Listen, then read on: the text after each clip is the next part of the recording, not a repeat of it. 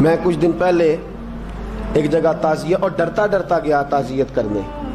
پرانے جاننے والے تھے, دوستوں کا رشتہ تھا, تو میں ایک ہی بیٹا تھا, تو وہ مجھے پتا چلا کہ ٹرین ایکسیڈنٹ میں انتقال کر گیا. تو میں ڈرتے ڈرتے گیا کیونکہ معاملہ مشکوک تھا.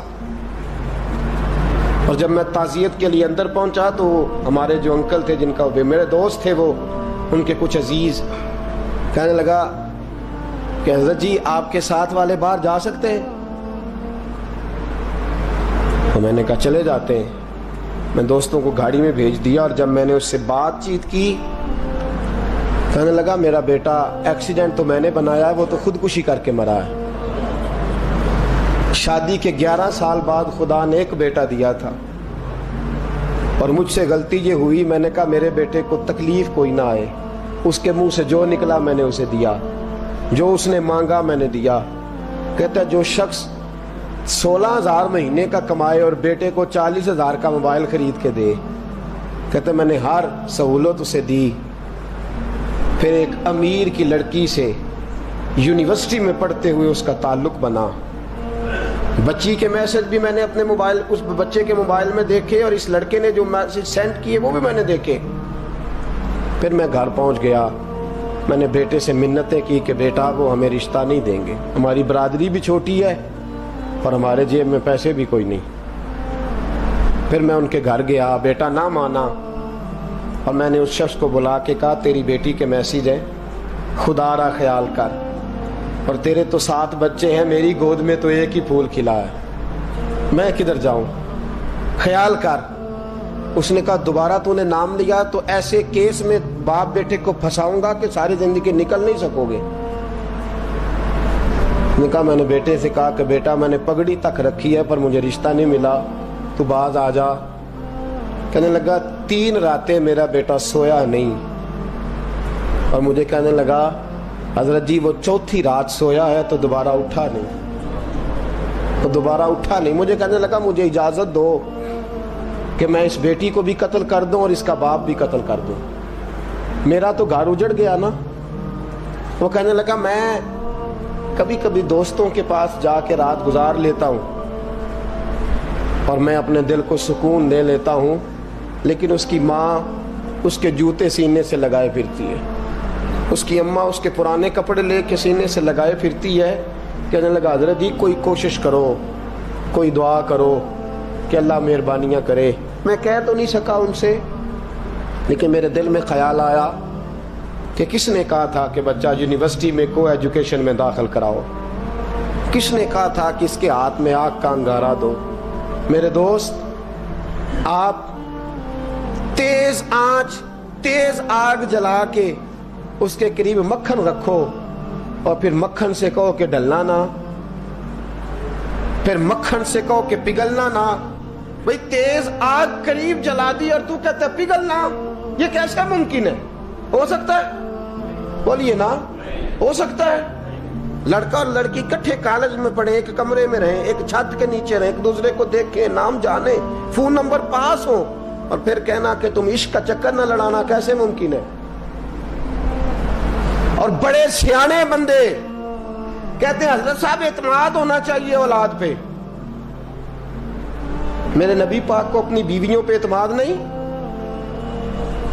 عبداللہ ابن مکتوم نابینے سے ابھی آئے ہیں تو حضور نے فرمایا پردہ کر لو. حضور کو اعتماد نہیں؟ مصطفیٰ سے پاک گھر کسی کا ہو سکتا ہے؟ فرمایا پردہ کر لو, نقاب ڈالو. سونے وہ تو نابینا ہے, فرمایا تمہیں تو نظر آتا ہے نا, ڈالو نقاب. یہ اعتماد ہونا چاہیے. یہ کیسا اعتماد ہے کہ تو تیز آگ جلائے اور مکھن قریب رکھ کے اعتماد کر, یہ کیسا اعتماد ہے؟ ایک حدیث سنانے لگا, زندگی بھر بھولنا نہ, دل کی تختی پہ لکھنا یہ روایت. توجہ ہے آپ کی؟ جاگ رہے ہیں؟ باہر والوں کو میری بات کی سمجھ آ رہی ہے؟ حدیث سنانے لگا ہوں, ابن حجر اسقلانی حدیث لائے ہیں. رسول پاک صلی اللہ علیہ وسلم نے فرمایا جہاں مرد اور عورت اکیلے ہوں وہاں تیسرا شیطان ہوتا ہے. یہ تو پہلے بھی سنے ہوں گے نا اتنے لفظ. اس سے آگے ہیں ابن حجر حدیث کے لفظ لائے. یا رسول اللہ صلی اللہ تعالی علیہ وسلم، مرد اور عورت اکیلے ہوں تو تیسرا شیطان ہوتا ہے؟ حضور نے فرمایا ہاں. عرض کی حضور اگرچہ وہ نیک ہو. جاگ رہے ہیں نا آپ لوگ؟ اگرچہ وہ جہاں مرد اور عورت اکیلے ہوں وہاں تیسرا شیطان ہوتا ہے. حضور اگر وہ نیک ہو لکھ لو دل کی تختی پر. میرے رسول نے فرمایا اگر عیسیٰ کی ماں مریم بھی ہو اور زکریا کا بیٹا یحییٰ بھی ہو تو میں ان دونوں کو بھی اکیلا بیٹھنے کی اجازت نہیں دے سکتا. فرمایا عیسیٰ کی ماں مریم جو رہی مسجد میں، پلی مسجد میں، جس کی پاکیزگی کا اعلان قرآن کر رہا ہے، عیسیٰ کی ماں مریم. اور فرمایا یحییٰ صرف نبی نہیں، نبی کے بیٹے بھی ہیں. زکریا بن یحییٰ. فرمایا اگر یہ دونوں بھی ہوں، ایک نبی ہو اور ایک ولی ہو، مریم اور یحییٰ بھی ہو، مریم اور زکریا بھی ہو، فرمایا میں ان کو بھی اکیلے بیٹھنے کی اجازت ہے. تو کس نیکی اور پرہیزگاری کی بات کرتا ہے؟ تو کیسا پیر ہے اس کے پاس تنہائی میں بیٹھ کے بی بی اپنا دکھڑا سنا رہی ہے؟ تو کیسا مفتی ہے؟ اٹھا کے لے جا طریقتیں شریعتیں اور جا کے سنبھال لے اپنے جبہ اور دستار میں. وہ کوئی جبہ اور دستار نہیں، وہ گند ہے. اس لیے کہ جو نبی مریم سلام اللہ علیہا کو نبی کے پاس بیٹھنے کی اجازت نہیں دے رہے، وہ پیر کس بات کی مولی ہے جو بیبیوں کو بغیر پردے کے سامنے بٹھاتا ہے؟ اور تنہا بی بی کہتی ہے میرا دکھ سن لے. کس نے اجازت دی ہے؟ اور پھر کہنا تماشا لگ گیا، سٹنڈ لگ گیا.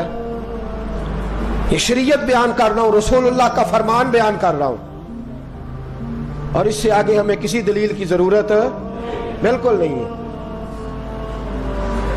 اور پتہ نہیں باپ کو کہ میرا بیٹا کیا کر رہا ہے. اندھی ہے وہ ماں جس کی بیٹی سارا دن نیٹ پہ بیٹھی رہتی ہے، اس کو خبر نہیں کیا ہو رہا.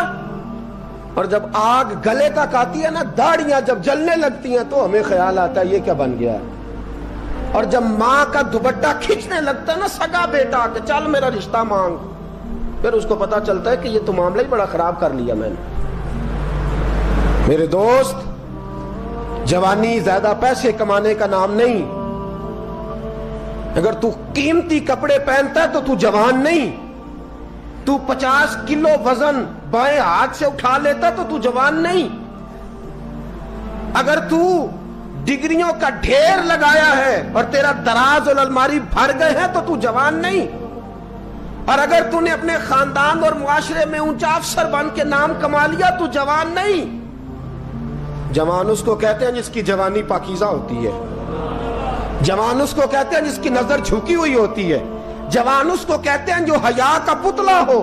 جوان اس کو کہتے ہیں جو شرم کا پیکر ہو. جوان اس کو کہتے ہیں جس کی نظر سے معاشرے کی بہو بیٹیاں بچی ہو. جوان وہ ہوتا ہے، جوان بھی ہو پاکیزہ بھی ہو، جوان وہ ہوتا ہے کہ میرے رسول پاک نے فرمایا صبح قیامت اللہ عرش کے سیدھے جانب جوان کھڑا کرے گا. 30 سال کا جوان، چڑھتی جوانی، خوبصورت آنکھیں، روشن چہرہ، اس کا وجود طاقت والا. نبی آگے بڑھ کے پوچھیں گے یا اللہ یہ کون ہے جو تیرے دائیں جانب کھڑا ہے؟ اللہ فرمائے گا یہ وہ جوان ہے کہ خوبصورت عورت نے اسے کہا تھا میرے ساتھ منہ کالا کر لے، پر اس نے نظر جھکا کے کہا تھا انی اخاف اللہ. نہ بھائی میں تو اپنے اللہ سے ڈرتا ہوں. فرمایا یہ پاک جوانی والا ہے، یہ حاجی نہیں، نمازی نہیں، یہ ولی نہیں، یہ صوفی نہیں، یہ وہ نہیں جو غوث زماں ہو، قطب دورہ ہو، پیر طریقت نہیں، مفتی وقت نہیں. یہ خالی جوان ہے پر پاک جوانی لے کے آیا ہے. یہ خالی جوان ہے پر پاکیزہ جوانی لے کے آیا. یہ خالی جوان ہے پر اس کی نظروں میں حیا بڑی ہے. یہ پاک، یہ کیا تماشا لگ گیا عشق کا چکر. اور آج جتنی مصیبتیں کھڑی ہوئی ہیں اس عشق مجازی کے روگ نے کھڑی کر دی ہیں. ہر جوان. ہمارا ایک بچہ تھوڑے دن پہلے اس علاقے کا محمد طیب نام کا شہید ہو گیا. وہ ایک کونے میں رہنے والا, ایک محلے میں ایک چھوٹے سے کونے میں رہنے والا بچہ تھا نا. میرے ساتھ دوست موجود ہیں. صبح سے لے کر ساری رات میں افسوس کرتا رہا میں جنازے میں کیوں نہیں گیا, میں جنازے میں کیوں نہیں گیا. وہ بچہ پاک فوج کا وہ شہادت اختیار کر گیا تو فخر سے سر بلند کر گیا اپنا. لیکن جو بی بی کے لیے ساری رات روتے رہتے ہیں وہ شہید ہو سکیں گے؟ جو ساری رات ٹھنڈ میں کھڑے ہو کے عورت کے ساتھ گفتگو کرتے رہتے ہیں اور جو سارا دن دل میں گند رکھتے ہیں بی بی کے لیے, ان کے ہاتھ میں تلوار آئے گی؟ یہ بہو بیٹیوں کی عزتیں بچا سکیں گے؟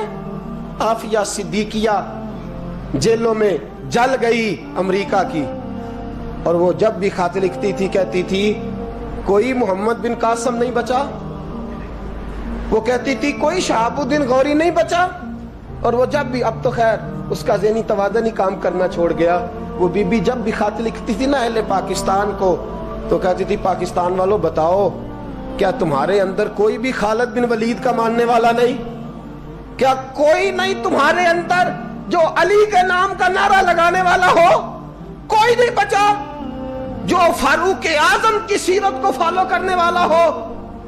کوئی لاؤ جس کے ہاتھ میں تلوار ہو اور مجھے سمجھ آئے کہ یہ وہ ہے جو حسن اور حسین کا نام لینے والا ہے.